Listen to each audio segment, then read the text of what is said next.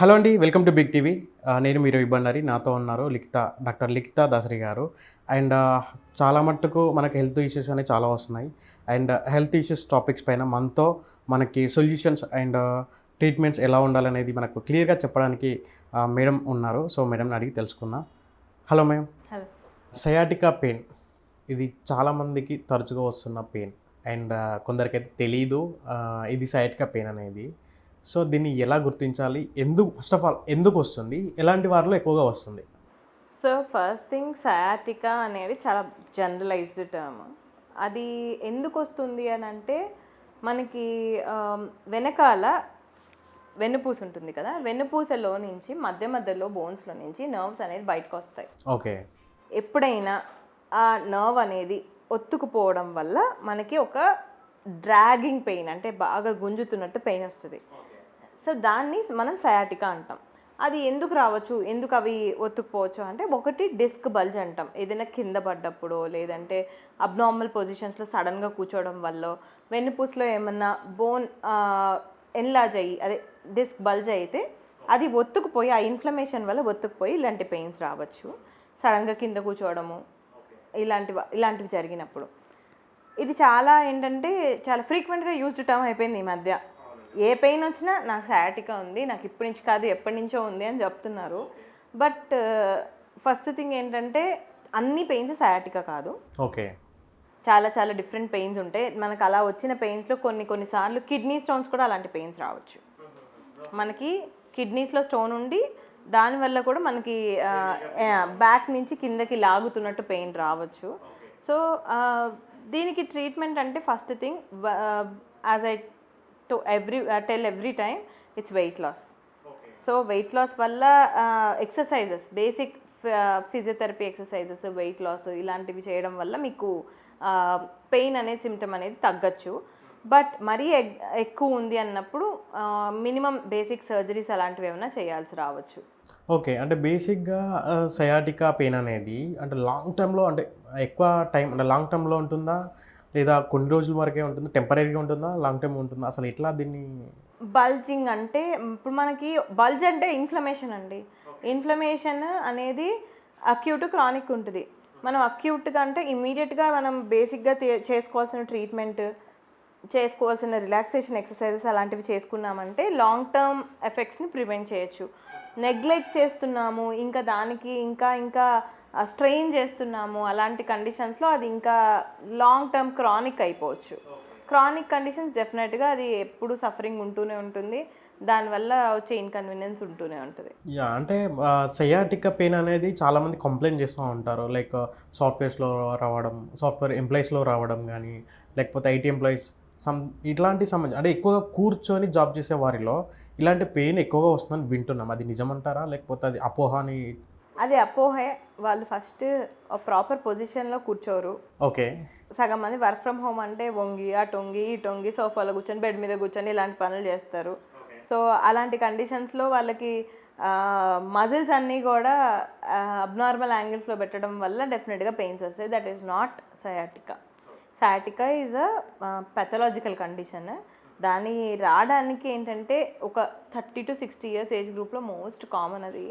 ఎందుకంటే ఎక్కువ physical work ఎక్కువ ఉన్న వాళ్ళు, ఏదైనా పడ్డవాళ్ళు, చెప్పినట్టే అబ్నార్మల్ పొజిషన్స్లో కూర్చోవడము, ఇలాంటి వాటి వల్ల డిస్క్ అనేది వాళ్ళు ప్రాపర్ షేప్లో పెట్టకపోతే డెఫినెట్గా దానికి రిపీటెడ్గా డిఫరెంట్ షేప్స్లో పెట్టడం వల్ల ఇన్ఫ్లమేషన్స్ అనేవి రావచ్చు. ఓకే. అండ్ అంటే బేసిక్‌గా లాంగ్ ట్రావెల్స్ చేస్తారు కదా, 2 వీలర్స్ మీద, కార్లలో, ఇలాంటి వాళ్ళకి కూడా చాలా కామన్. ఓకే. అప్పుడప్పుడు లేచి వెళ్ళి వాటర్ తాగో, కాఫీ తాగో వచ్చే వాళ్ళు అలా చేసుకున్నా సరే ఇలాంటివి ప్రివెంట్ చేయొచ్చు. ఓకే. నేచురల్‌గా అయితే బేసిక్‌గా సయాటికా పెయిన్ హెవీగా ఉంటే ఎలా ట్రీట్మెంట్ తీసుకోవాలి? నార్మల్‌గా ఫస్ట్ ఉంటే థింగ్, ఇంట్లో ట్రీట్మెంట్స్ మానేయండి. ఓకే. నిజంగా పెయిన్ ఉంది అంటే first go to a doctor. ఇప్పుడు ఇలానే పెయిన్ ఉంది, go to a neurologist or orthopedician, at least physician. నిజంగా పెయిన్ ఉంది అంటే అది ఎక్కడ ఉంది ఏంటి అనేది ఎగ్జామిన్ చేసి ఇవాల్యుయేట్ చేసి, ఎంత సివియర్గా ఉంది అంటే ఇమీడియట్ రిలీఫ్ కోసం ఏమన్నా ఇంజెక్టబుల్స్ అవసరమా, లేదు ట్యాబ్లెట్స్ వేసుకుంటే సరిపోతుందా, ట్యాబ్లెట్స్లో కూడా నిజంగా పెయిన్ కిల్లర్స్ అవసరమా, లేదంటే నర్వ్ రిలాక్సేషన్స్కి సరిపోతుందా, అవన్నీ డాక్టర్ ఎగ్జామిన్ చేసి డిసైడ్ చేయొచ్చు. సో ఏదైనా సరే బాడీలో ఎక్కడ పెయిన్ వచ్చినా దాన్ని సయాటిక్ అని చెప్పేసి డిసైడ్ అవ్వకుండా సో డాక్టర్ని కన్సల్ట్ అవ్వడం అనేది మంచిది అంటారు.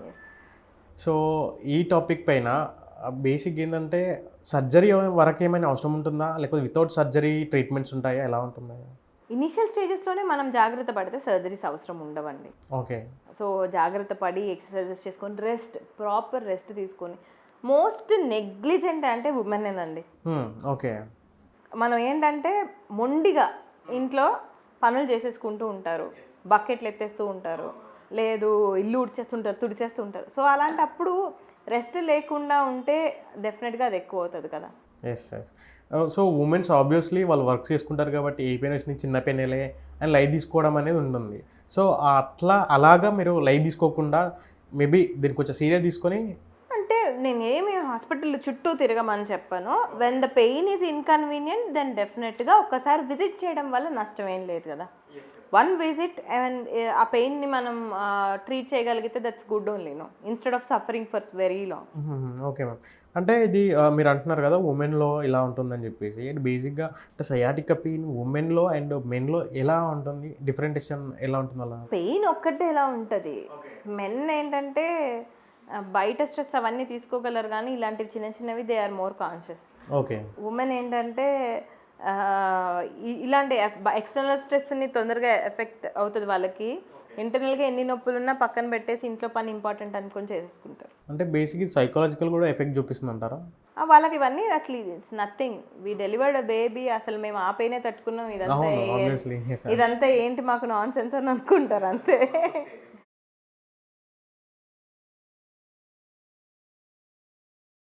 ప్రొలాంగ్డ్ సిట్టింగ్ టైం అవాయిడ్ చేయండి ఎక్కడైనా సరే. సాఫ్ట్వేర్ అయినా ఎవరైనా సరే, there is no wrong in going out for a walk for 5 to 10 minutes at least, మధ్యలో బ్రేక్స్ తీసుకొని. ఇంకోటి ఏంటంటే అగ్రెసివ్ ఎక్సర్సైజెస్ జిమ్లో కూడా కొంచెం కాన్షియస్గా చేయండి. ఓకే. అప్పుడప్పుడు జిమ్ ఇంజరీస్ వల్ల కూడా సయాటికా ట్రిగ్గర్ అవ్వచ్చు. సో కాన్షియస్గా చేయండి. ఎక్కువ వెయిట్ లిఫ్టింగ్లు ఇలాంటివి అంటే eventually as you are trained చేసుకుంటే ఒక రకంగాని, ఫస్ట్ డేనే వెళ్ళి నేను జిమ్ మెంబర్షిప్ తీసుకున్నానని చెప్పేసి వెళ్ళేసి వెయిట్లు ఎత్తకూడదు, అలాంటివి చేయొద్దు. And basic physiotherapy, basic routine exercises చేసుకుంటే ఫస్ట్ మజిల్స్ అన్నీ స్ట్రాంగ్ అవుతాయి. Routine exercises are important. Okay. So బేసిక్గా సయాటికా రాకుండా ఉండడానికి, సయాటికా పెయిన్ అనేది రాకుండా ఉండడానికి మీరు ఫిజికల్ వర్కౌట్ అనేది ఖచ్చితంగా ఇంపార్టెంట్ అంటున్నారు, అంతేనా? Yes, thank you ma'am. దీని గురించి చాలా క్లియర్గా చెప్పారు. సో చూసారు కదండి, డాక్టర్ లిఖితా దాసరి గారు మనకు హెల్త్ టాపిక్స్ పైన చాలా క్లియర్గా సొల్యూషన్, ట్రీట్మెంట్ అనేది ఎలా ఉంటుంది, ఎలా అనేది. సో మీకు కూడా ఏమైనా డౌట్స్ ఉంటే కింద మేడం నెంబర్ స్క్రోల్ అవుతుంది, ఆ నెంబర్కి కాల్ చేసి కన్సల్ట్ అవ్వండి. Thank you so much. Hello అండి, నేను doctor Likhita Dasari, consultant general physician and diabetologist, doctor Likhita's general health clinic, Kondapur. For more videos like this, subscribe Big TV channel.